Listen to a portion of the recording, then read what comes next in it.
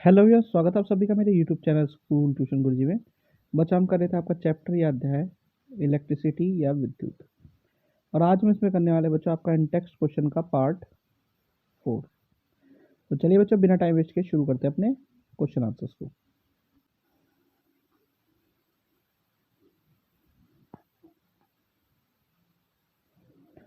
तो question number 1 देख लेते हैं बच्चों। क्वेश्चन नंबर 1 क्या कहता है? Draw a symmetric diagram of A circuit consisting of A battery of 3 cells 2 volt each, a 5 ohm resistor, an 8 ohm resistor and a 12 ohm resistor and a plug key all connected in series। यानी एक circuit का एक योजनाबद्ध आरेख बनाएंगे जिसमें प्रत्येक 2 volt की 3 आपकी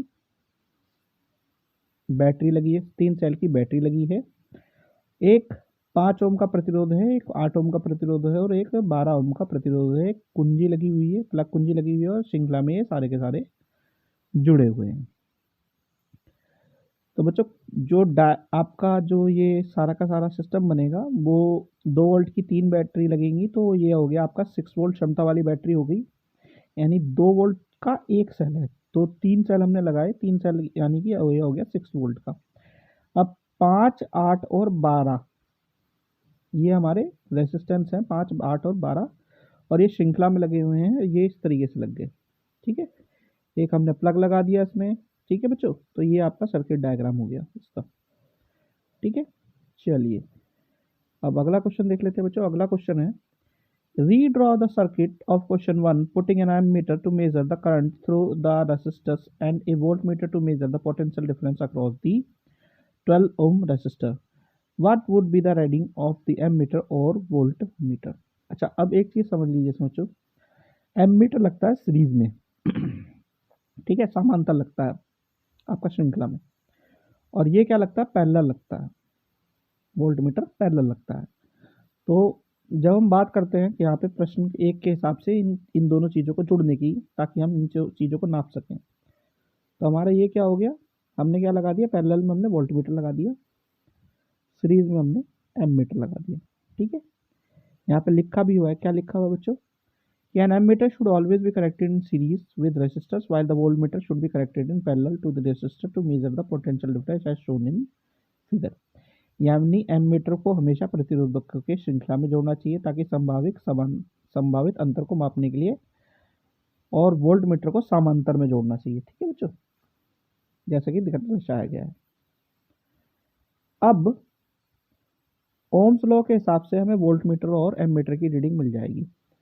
अब इस लॉ के हिसाब से जब हम रीडिंग नापेंगे तो यहाँ पे पोटेंशियल डिफरेंस कितना होना चाहिए? सबसे पहले उसे देखने के लिए हमें क्या करना पड़ेगा? रेसिस्टेंस कैलकुलेट करना पड़ेगा। रेसिस्टेंस क्या होगा? 5, 8 और 12 इनका सम होगा, क्योंकि ये हमने श्रृंखला में या श्रेणी में जोड़े हुए हैं बच्चों, सीरीज में जोड़े हुए हैं, तो इनका सम हो गया 12, 8 और 5, 12 और 8 20 और 5 25। ठीक है बच्चों, अब 6 वोल्ट की इसमें क्या लगी हुई है? पोटेंशियल डिफरेंस के लिए बैटरी लगी हुई है। ठीक है, 3 सेल की 6 वोल्ट की बैटरी लगी हुई है। तो हमारे यहाँ पे फॉर्मूला क्या है? I is equal to V R. ठीक है, तो अब करना क्या है? I is equal to V R में हमने 6, तो V की वैल्यू ले ली जैसे कि यहाँ पे दर्शाया गया है, और R की वैल्यू हमारी आ गई 25। तो हमारा करंट आ गया कितना? I is equal to 0.24 ampere. ठीक है बच्चों, यानी हमारी जो रीडिंग है वो कैसे समझ सकते हैं हम? पहली रीडिंग कितनी आ गई जो एमीटर की है? वो आ गई 0.24 जब हमने कैलकुलेट करी। अब है पोटेंशियल डिफरेंस, यानी जो वोल्ट मीटर है उसकी रीडिंग कितनी आएगी? तो potential difference across the resistor हमें 12 ओम के हिसाब से निकालना है ना बच्चों। तो 12 ओम ले लिया हमने, तो करंट तो सेम है यहाँ पे। V इज इक्वल टू कितना हो गया? I R. ठीक है, तो आई हमारा करंट तो सेम रह गया, जो पोटेंशियल डिफरेंस था वो रेसिस्टेंस था हमारा कितना हो गया?